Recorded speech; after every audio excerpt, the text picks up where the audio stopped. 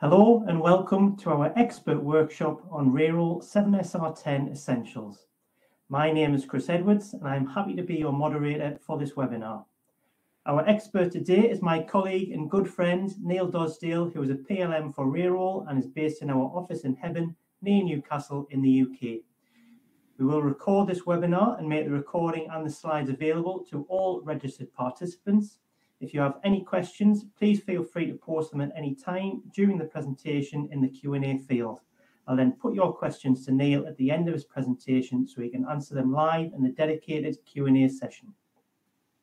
In addition, you can also use the chat field if you have anything other than questions you wish to contribute. Please be aware the chat is available in live mode only. Q&A questions will be answered via email if we run out of time during the live session. And just in case you are in full screen mode, press Escape to see the Q&A and chat box. Neil, I'm sure everyone is eagerly waiting and ready to learn more about the Reyrolle 7SR10 Essentials, so I'll stop talking and hand over to you. Take it away. Hi and welcome. My name is Neil Dosdale and I work for Siemens in the UK. I've worked for Siemens for over 23 years. My background is in development, support of Reyrolle products.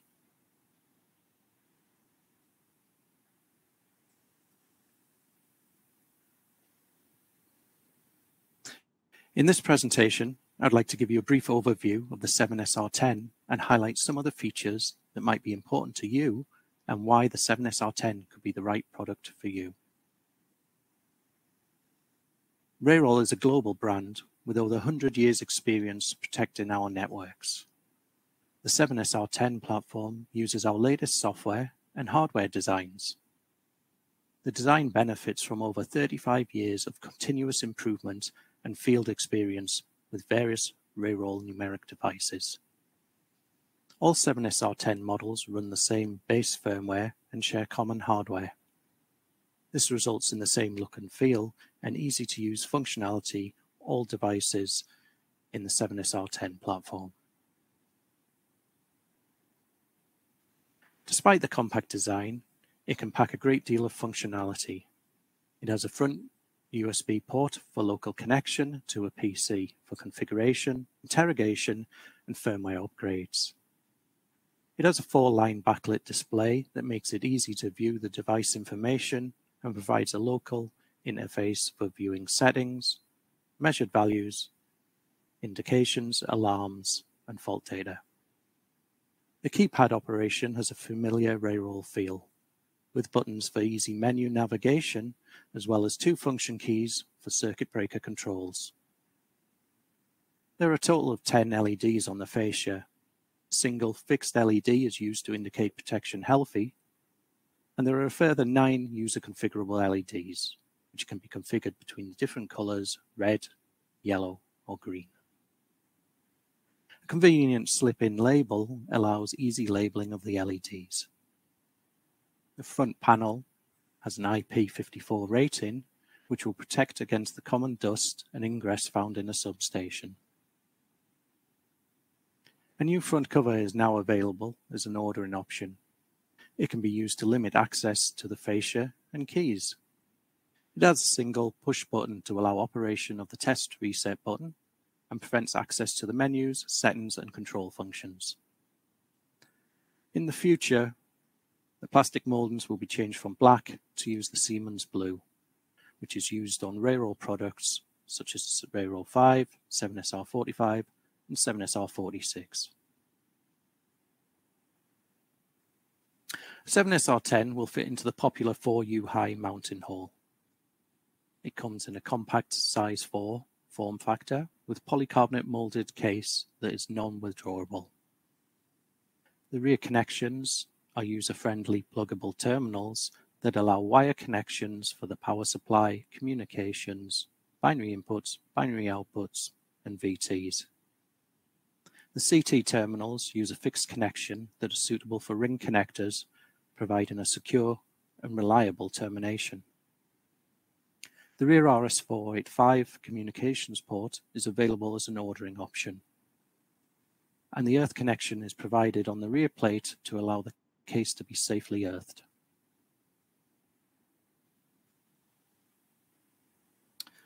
The 7SR10 supports three of the most common communications protocols: IEC 870.103, Modbus, and DMP3. All devices offer multiple settings groups. Non-directional devices have 2 settings groups, while directional devices have 4 settings groups. In terms of security, we have 2 confirmation IDs to protect against unauthorized and unintentional operation. When only authorized users can modify settings using the setting confirmation ID, and control confirmation ID allows a user to perform control actions. The 7SR10 incorporates self-monitoring and supervision features to ensure the device is operating correctly. These include checks for the power supply, code execution, memory validation, and sampling health checks. To aid with current circuit breaker maintenance, the 7SR10 provides CB operation counters and wear counters to estimate the amount of wear and tear experienced by the circuit breaker. The 7SR10 provides 2 types of user programmable logic. Quick logic allows the user to create simple single-line equations in a text format, and Reyrolle logic allows users to create complex logic schemes with interlocking. User-defined curves have been added to the 7SR10 to bring it in line with other devices in the Reyrolle family. The custom curves are configured using Radisp, and a custom curve will appear as an additional option in the characteristic setting for an element. Another new ordering option is conformal coating. By applying conformal coating to electronics, we increase the protection against harmful environmental influences. We can store up to 1,000 events with 1 millisecond resolution. The number of fault records have been increased to 100, and the waveform recorder stores information for analog channels and captures the state of the protection functions, binary inputs, binary outputs, and LEDs. The waveforms can range in length from 1 second up to 15 seconds and have user configurable pre- and post-trigger points. They can be triggered from protection functions, binary inputs, or via data comms. The measurands can be viewed as instruments on the fascia or output via data comms. Now I'd like to focus on the hardware. All devices have 4 CTs that are rated for both 1 amp and 5 amp input. This includes 3-phase inputs and an earth fault input that can be ordered as earth fault or sensitive earth fault. The directional overcurrent device also has 3 VTs, and all devices can be selected as 50 Hz or 60 Hz operation. Binary inputs can be ordered with a range of voltage thresholds, including 19 or 88 volts DC, and the combined 44 voltage binary input for AC or DC operation. Non-directional devices can be ordered with either 3, 5, or 9 binary inputs, while a directional device has 9 binary inputs. The 7SR10 has 2 binary output arrangements, either 3 binary outputs or 6 binary outputs. Both versions have 2 changeover contacts that allow normally open or normally closed operation. In addition to the low voltage and high voltage power supplies, a new universal power supply is available with a combined range of 24 to 240 volts DC and 48 to 240 volts AC. The front USB port is fitted as standard, and the rear RS485 is an ordering option that will support IEC 870, Modbus, and DMP3. Looking at the additional MFB options that have been added to the non-directional device, the low I/O count model that has 3 binary inputs and 3 binary outputs can now be ordered with the optional RS485 rear port comms.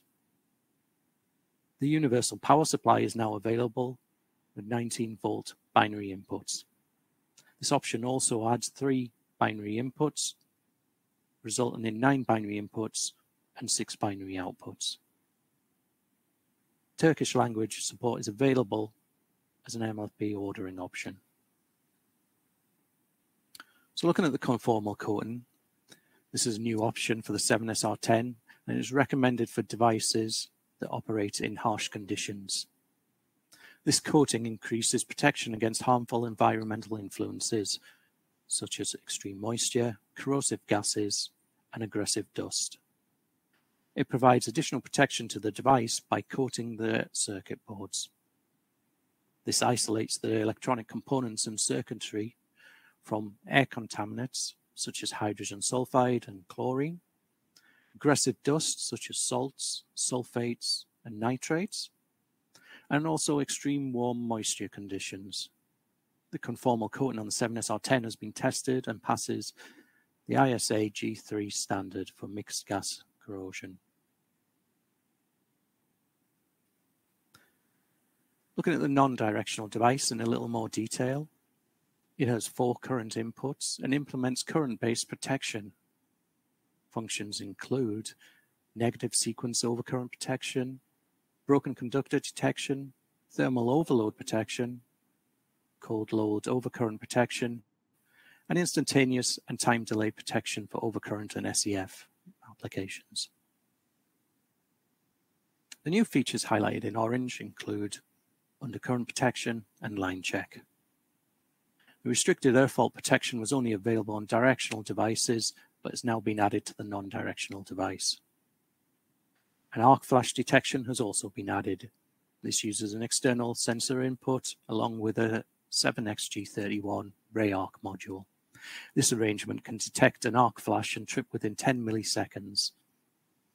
And the ray arc can be ordered separately.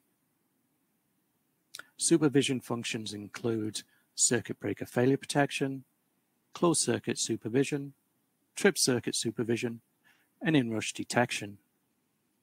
The newly added functions include CT supervision and THD, total harmonic distortion, which is useful in renewable applications. Control functions include circuit breaker control, CB counters, wear counters, and auto reclose, 79 reclose and 86 lockout. All devices include custom programmable logic, which is both Ray logic and quick logic. And now the user-defined curves can be added. Moving on to the directional device, it takes the non-directional device, including its protection functions, and adds 3 voltage inputs and additional protection features using voltage and frequency measurements. These include under-over voltage protection, sequence over voltage protection, voltage-dependent overcurrent, power factor, neutral voltage protection, frequency protection, directional phase and earth fault protection. Again, we have new features for line check and arc flash detection using the external sensors and the 7XG31 ray arc module. The directional SEF has been updated to meet the CEI 016. This is a technical standard for connecting devices to medium voltage networks in Italy. It uses an alternative measurement algorithm for resonant and isolated networks in Italy, and it is available as an MFB ordering option. Newly added supervision functions again include CT supervision and total harmonic distortion. Control functions include circuit breaker control, CB counters, I2T counters, and auto reclose functions. All devices include custom programmable logic, Ray logic, and quick logic. And the new curve editor functionality is also included. Moving on to the menu structure. The 7SR10 benefits from a simple, easy-to-use interface, which all Reyrolle devices share. If you've ever used any Reyrolle numeric device, then you'll be familiar with the 7SR10. The local HMI is divided into submenus, each with their own identity. The settings submenu allows you to configure the device, setting the operate frequency, CT-VT ratios, configure the comms, mapping binary inputs, outputs, and also parameterization of the protection functions. The Instruments submenu displays instruments and counters. Some examples include current, voltage, frequency instruments, and CB maintenance counters and status. The Fault Data submenu displays any faults the device has logged. Control mode allows control actions to be performed locally, for example, circuit breaker operations and plant switching. And finally, the Device Information submenu provides a quick and easy way to identify important information about the device, such as its name, MLFB, serial number, and version of firmware it's running. Moving on to the comms interface on the 7SR10. The front USB Type-B port is fitted as standard and allows for simple plug-and-play connections to Radisp using default settings. Radisp is compatible with IEC 870 protocol and can be used on the front port or via the optional RS485 port on the rear. Modbus, RTU, and DMP3 both run on the rear RS485 port exclusively. When wiring the RS485 port, we recommend using a screened twisted pair cable with a maximum of 64 devices on the bus. Radisp is our free tool that can be downloaded from the website and makes it easier to configure any number of 7SR10 devices. It is a Windows PC tool for parameterization and data analysis. It allows quick access to stored data for fault analysis, such as disturbance records, events, and fault recorders. It is easy to use, and with little effort, users can perform settings parameterization. Control actions are available via IEC 870 commands. User access control is possible using the two confirmation IDs for settings and control. Radisp is also available in the Turkish language. We also have a surface mounting bracket accessory for the 7SR10. This is a separate ordering option, and it has its own MLFB. And that is the end of my presentation. Thank you for sharing your time with me, and I'll hand you back to Chris. Thank you, Neil. A very interesting session on the Reyrolle 7SR10. We have had a couple of questions, not too many, during the session, so I'll read each question aloud. Hopefully you can answer them. All I can see are the initials, so if you wonder who MM or TA are, that's the reason why. Okay, so I have a feeling that this might have already been answered in the presentation, but as a first question, what advantages does the Reyrolle 7SR10 have? Okay. As we went through, it's very easy to use. It's very simple, very intuitive to use. It's easy to set up. We have free sets of tools. We have Radisp that can be used, Radisp Evolution, set up your settings. The device can be fully configured using the front fascia as well. It's also an important factor, perhaps. We have the programmable LEDs. We have programmable user logic. So it's a very flexible device. We have current, we have voltage, we have frequency, we have different binary input models, we have the different thresholds on the binary inputs, we have universal power supply, which is a great option. A lot of the new features now allow us to, or allow customers to purchase devices for stock, so they don't have to continuously buy specific devices. They can buy one device and it should fit all applications in their substation, which is a really cool feature. Okay, thank you, Neil. We just have one more question. So can you reverse the function, sorry, this is by GVR, can you reverse the function of digital output of a Reyrolle 7SR105? I know we didn't specifically talk about that device, but we are short of a normally closed contact for a motor protection for the function ANSI 66 starts exceeded. Binary output 1 and binary output 2 have already been used for other applications. Many thanks for the answer. Yeah. Yeah, so the 7SR105, it wasn't included in the webinar, but there probably is another webinar on that. It's the motor protection we have. In terms of an extra contact, it really depends on the functionality. Perhaps we could look at doing something in the user logic and inverting a piece of logic to then invert the output. It's something we can probably look at.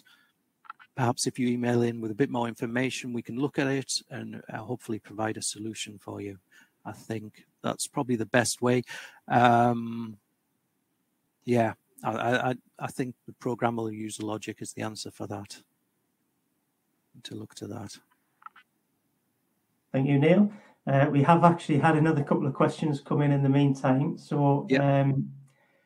What is the maximum number of, so they've got DI and DO. I don't know if that's supposed to be DI and binary DO. Inputs, binary outputs.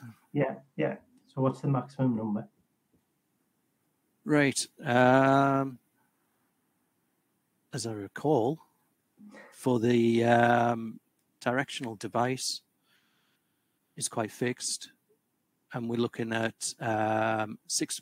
No, we're not. It's 9, isn't it? That's the motor. Yeah, 9 binary inputs and 6 binary outputs. So that's on the directional device. So you've got your current and the voltage. And then the non-directional device is the device where you can order with several different options. So you have 3 binary inputs, 6 or 9. So the maximum is 9. You have 9 binary inputs and 6 binary outputs. So there's 3 different versions of I/O combinations for the non-directional device. Okay. Thank you, Neil. Okay. So the next question says, MD, I don't know if that was the initial, in 7SR10 relay, we're facing binary output contacts are malfunctioning like permanently NC or NO. I'm not. Yeah. Don't know if you understand that one. Okay. I've not seen that. I've not seen any real reports. Obviously, occasionally with the number of relays we sell, there's always likely to be a failure, an odd failure or two. The best thing to do, I would say, is contact customer care and log a ticket, and they will get in contact with you and help out. Try and diagnose the problem, and if it needs a repair, it can come back to the factory or a replacement, whatever. I assume it was still covered under the warranty, so that shouldn't be a problem. If you have any problems with customer care or getting hold of that, just drop your details into the chat and we'll have a look at that as well, and we'll pass you through or help diagnose it. Okay. Thank you, Neil. Okay, we've got another question from CLK. It says, do all these new features on the relay come as a standard package or required needs to be stated in the order? All the new protection functionality is going in as standard. The only thing, as we said, was in terms of the arc protection, the Reyrolle module that goes with it, the external sensors, is a separate ordering option, so it's a separate device really. But the Reyrolle software, sorry, the arc flash detector software is included. The CEI 016 software for the Italian specification, it's a separate ordering option. Other than that, all the new other functionality I can think of are all part of the standard MLFP. Thank you, Neil. There's more coming in as you're talking, so I'll give you another one. This is from GV. It says, is there any forecast for the version compatible with the low power instrument transformers, i.e. current and voltage sensors, according to IEC 61869? Yeah. I'm not sure is the honest answer. If we have these details, if we have your details, I'll check, I will look at it, see what we have on the backlog, see what market research we have for that, and if we have any plans to do it. If we don't have any plans, we can log it up. We have requirements for EA. That's a website I believe that all customers can access. And if you've got any requirements and you can build a business case for it, you can enter them in there. Thank you, Neil. The last one I'm going to mention was just put in the chat rather than a question. Okay. It says, please don't miss to give the commercial reference for future contact. Is there any particular way that people would get in touch if they wanted more information on the 7SR10? Commercial reference for future